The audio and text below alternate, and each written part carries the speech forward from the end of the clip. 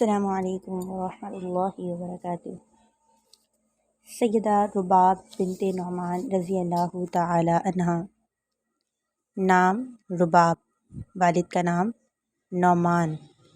ان کی شادی زرارہ بن عمر بن عدی کے ساتھ ہوئی۔ اس سے معاذ بن زرارہ پیدا ہوئے۔ جب زرارہ بن عمر وفات پا گئے تو پھر ان کی شادی معرور بن صخر کے ساتھ ہوئی، جس سے برا بن معرور نے جنم لیا، جس نے 73 اشخاص کے ساتھ بیعت عقبہ ثانیہ میں حصہ لیا، اور ان کے ساتھ انصار کی 2 خواتین بھی تھیں، ایک ام عمارہ نصیبہ بنت کعب انصاریہ اور دوسری ام منیع اسماء بنت عمر بن عدی۔ یہ رباب کے خاندان کی ہمشیرہ تھیں۔ انصاری بیعت عقبہ ثانیہ کے لیے گئے۔ کعب بن مالک بیان کرتے ہیں کہ ہم اس رات اپنی قوم کے ساتھ اپنے خیموں میں سوئے۔ جب تہائی رات بیت گئی تو ہم اپنے خیموں سے دبے پاؤں کھسکے ہم چھپ کر نہایت رازداری کے ساتھ چلتے ہوئے ایک پہاڑ کی گھاٹی میں اکٹھے ہو گئے۔ ہم تقریباً 70 مرد تھے اور ہمارے ساتھ 2 عورتیں تھیں، ایک نصیبہ بنت کعب جو ام عمارہ کی کنیت سے مشہور تھیں، یہ خاتون بنو نجار قبیلے کی شاخ بنو حازن میں سے تھیں، اور دوسری اسماء بنت عمر بن عدی بن ثابت بن سلمہ قبیلے سے تھیں، اور یہ ام منی کی کنیت سے مشہور اور معروف تھیں۔ راوی بیان کرتا ہے کہ رسول اللہ صلی اللہ علیہ وسلم نے گفتگو کی ابتدا قرآن مجید کی تلاوت سے کی اور اسلام قبول کرنے کی ترغیب دی اور فرمایا، ابایعکم علی ان تمنعونی، میں تم سے اس بات پر بیعت کر لوں گا کہ تمہیں میرا دفاع اس طرح کرنا ہوگا کہ جس طرح تم اپنی عورتوں اور بچوں کا دفاع کرتے ہو۔ راوی کہتا ہے کہ برا بن معرور نے رسول اللہ صلی اللہ علیہ وسلم کا ہاتھ پکڑ کر فرمایا، ہاں مجھے قسم ہے اس ذات کی جس نے آپ کو حق دے کر بھیجا ہے، ہم بالکل آپ کا دفاع اسی طرح کریں گے جس طرح ہم اپنی عورتوں کا دفاع کرتے ہیں۔ اے اللہ کے رسول، ہم جنگجو لوگ ہیں، ہم اسلحہ برادر قوم ہیں، ہم جنگ اور اسلحے کے نسل در نسل وارث چلے آ رہے ہیں۔ رسول اللہ صلی اللہ علیہ وسلم نے فرمایا، تم اپنے 12 نمائندے نامزد کر لو جو تمہاری قوم کی نمائندگی کریں گے۔ تو انہوں نے 12 نمائندے نامزد کیے، تو نمائندے خزرج قبیلے سے 9 نمائندے خزرج قبیلے سے اور 3 اوس قبیلے سے تھے۔ رسول اللہ صلی اللہ علیہ وسلم نے ان 12 نمائندوں سے مخاطب ہو کر فرمایا، تم اپنی قوم کے ذمہ دار ہو جس طرح حواری عیسیٰ علیہ السلام کے ذمہ دار تھے، اور میں اپنی قوم کا ذمہ دار ہوں۔ سب نے بیک زبان ہو کر کہا، ٹھیک ہے اے اللہ کے رسول، ہمیں یہ بات منظور ہے۔ راوی کہتا ہے کہ سب سے پہلے برا بن معرور نے رسول اللہ صلی اللہ علیہ وسلم کے ہاتھ پر بیعت کی، اور پھر باقی لوگوں نے آپ کے ہاتھ پر بیعت کرنے کی سعادت حاصل کی۔ سیدہ رباب رضی اللہ تعالی عنہا کے دونوں بیٹے معاذ بن زرارہ اور برا بن معرور کبار صحابہ میں سے تھے، اور برا بن معرور کو نقیب ہونے کا اعزاز بھی حاصل ہوا۔ سیدہ رباب رضی اللہ تعالی عنہا کے بیٹے نے تحویل قبلہ سے پہلے یہ رائے دی کہ نماز مسجد اقصیٰ کی طرف رخ کر کے پڑھنے کے بجائے کعبے کی طرف رخ کر کے پڑھی جائے، لیکن صحابہ کرام نے اس رائے کا انکار کیا، اور خاص طور پر کعب بن مالک رضی اللہ تعالی عنہ جو انصار کے مشہور و معروف شاعر بھی تھے، اس رائے کو ٹھکرانے والوں میں سر فہرست تھے۔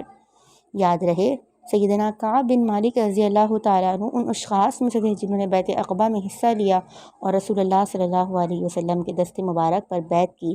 فرماتے ہیں کہ ہم اپنی قوم کے ساتھ حج کی غرض سے روانہ ہوئے۔ ہماری قوم کے سب افراد اس وقت مشرک تھے۔ ہم نے نماز پڑھی اور کچھ مسائل سمجھے۔ ہمارے ساتھ برا بن معرور بھی تھے، وہ ہمارا سردار تھے، اور ہم میں وہ سب سے عمر رسیدہ بھی تھے۔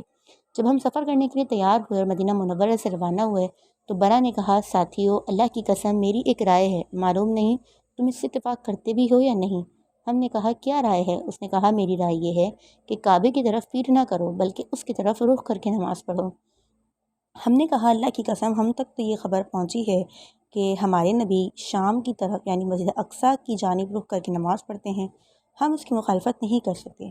برا بن معرور نے کہا کہ میں تو کعبے کی طرف رخ کر کے نماز پڑھوں گا۔ ہم نے اس سے کہا کہ ہم اس طرح نہیں کریں گے۔ جب نماز کا وقت آیا تو ہم نے شام کی طرف رخ کر کے نماز پڑھی، اور برا بن معرور نے کعبے کی طرف رخ کر کے نماز ادا کی۔ پھر ہم مکہ معظمہ آ گئے تو ہمارے بھائی نے کہا، ہم نے برا بن معرور کو ایسا کرنے پر برا بھلا کہا، لیکن اس نے اپنے موقف کو چھوڑنے سے انکار کر دیا۔ جب مکہ معظمہ ہم آئے تو اس نے کہا، اے میرے بھتیجے، میں رسول اللہ صلی اللہ علیہ وسلم کے پاس جا رہا ہوں، آپ سے پوچھتا ہوں کہ میں نے دوران سفر جو کعبے کی طرف رخ کر کے نماز پڑھی، کیا میرا وہ کام ٹھیک ہے؟ کیونکہ میرے دل میں اس بارے میں کچھ کھٹکا سا محسوس ہو رہا ہے، کیونکہ تم سب نے میری اس سے مخالفت کی ہے۔ کہتے ہیں ہم رسول اللہ صلی اللہ علیہ وسلم سے دریافت کرنے کے لیے چل پڑے، لیکن ہم آپ کو پہچانتے نہیں تھے، کیونکہ ہم نے اس سے پہلے آپ کو دیکھا ہی نہیں تھا۔ مکہ کے باشندوں میں سے ایک شخص ہم سے ملا، ہم نے اس سے رسول اللہ صلی اللہ علیہ وسلم کے بارے میں پوچھا۔ اس نے کہا کیا تم انہیں پہچانتے ہو؟ ہم نے کہا نہیں۔ اس نے کہا کیا تم عباس بن عبد المطلب کو پہچانتے ہو؟ ہم نے کہا ہاں، ہم عباس بن عبد المطلب کو پہچانتے ہیں، کیونکہ وہ ہمارے پاس تاجر کی حیثیت سے گاہے بگاہے آتے رہتے ہیں۔ اس مکی شخص نے ہمیں بتایا کہ جب تم مسجد حرام میں داخل ہوگے تو جو شخص عباس بن عبد المطلب کے ساتھ بیٹھے ہیں وہی محمد مصطفیٰ صلی اللہ علیہ وسلم ہیں۔ برا بن معروف کہتے ہیں کہ جب ہم مسجد حرام میں داخل ہوئے تو ہم نے دیکھا کہ رسول اللہ صلی اللہ علیہ وسلم عباس بن عبد المطلب کے ساتھ بیٹھے ہوئے ہیں۔ ہم نے سلام کیا اور ان کے پاس بیٹھ گئے۔ رسول اللہ صلی اللہ علیہ وسلم نے سیدنا عباس بن عبد المطلب سے فرمایا، اے ابو الفضل، کیا آپ ان دونوں کو جانتے ہیں؟ انہوں نے کہا ہاں، یہ تو اپنی قوم کا سردار برا بن معرور ہے، اور یہ کعب بن مالک۔ رسول اللہ صلی اللہ علیہ وسلم نے فرمایا، وہ کعب بن مالک جو شاعر ہیں؟ سیدنا عباس بن عبد المطلب نے کہا جی، کعب بن مالک کہتے ہیں اللہ کی قسم مجھے یہ بات یاد رہی اور کبھی اس بات کو بھلا نہ پایا کہ رسول اللہ صلی اللہ علیہ وسلم نے مجھے شاعر ہونے کے حوالے سے یاد کیا۔ برا بن معروف نے کہا اے اللہ کے رسول، میں اپنے سفر پر روانہ ہوا، اللہ تعالیٰ نے مجھے اسلام کی طرف رہنمائی کر دی۔ میرے خیال میں یہ بات آئی کہ میں بیت اللہ کی طرف پیٹھ نہ کروں، لہٰذا میں نے اس کی طرف رک کر کے نماز پڑھی تو میرے تمام ساتھیوں نے میری مخالفت کی، جس سے میرے دل میں شک و شبہ پیدا ہو گیا۔ اے اللہ کے رسول، آپ بتائیں کیا میرا موقف درست ہے؟ رسول اللہ صلی اللہ علیہ وسلم نے فرمایا، ابھی تم پہلے قبلے ہی کی طرف رک کر کے نماز ادا کرو۔ تو برا بن معروف مسجد اقصیٰ کی طرف رک کر کے نماز پڑھنے لگے۔ برا بن معروف رضی اللہ تعالیٰ عنہ نے رسول اللہ صلی اللہ علیہ وسلم کے فرمان پر عمل پیرا ہوتے ہوئے اپنے موقف کو بدل دیا اور دین اسلام کے احکام پر عمل پیرا ہونے میں مصروف ہو گئے۔ انصار اپنے نمائندوں کے ساتھ مدینہ منورہ واپس آ گئے اور دین اسلام کی نشر و اشاعت میں مصروف ہو گئے۔ رسول اللہ صلی اللہ علیہ وسلم کی ہجرت کر کے مدینہ منورہ پہنچنے سے 1 ماہ پہلے سیدنا برا بن معروف رضی اللہ تعالیٰ عنہ دائی اجل کو لبیک کہتے ہوئے وفات پا گئے۔ وفات پانے سے پہلے اپنی کسی چیز کے بارے میں اس نے وصیت کی کہ رسول اللہ صلی اللہ علیہ وسلم کے سپرد کر دینا۔ جب نبی کریم صلی اللہ علیہ وسلم ہجرت کر کے مدینہ پہنچے تو آپ کو سیدنا برا بن معروف رضی اللہ تعالیٰ عنہ کی وفات کے بارے میں بتایا گیا۔ رسول اللہ صلی اللہ علیہ وسلم نے ان کے حق میں رحمت کی دعا کی، ان کی قبر پر گئے، نماز جنازہ پڑھی اور جو چیز وصیت کی بنیاد پر رسول اللہ صلی اللہ علیہ وسلم کے سپرد کی گئی تھی وہ آپ صلی اللہ علیہ وسلم نے ان کی اولاد کو دے دی۔ اللہ سبحانہ و تعالیٰ سیدنا برا بن معروف رضی اللہ تعالیٰ عنہ کی والدہ رباب بن نعمان اور معاذ بن زرارہ کی والدہ پر اپنی رحمت کی برکھا برسائے اور تمام انصار پر اپنی رحمت کا سایہ دراز کرے اور انہیں جنت الفردوس میں جگہ عطا کرے، آمین۔ اگر آپ کو ہماری ویڈیو پسند آئے تو چینل کو سبسکرائب ضرور کریں اور ویڈیو کو لائک اور شیئر ضرور کریں۔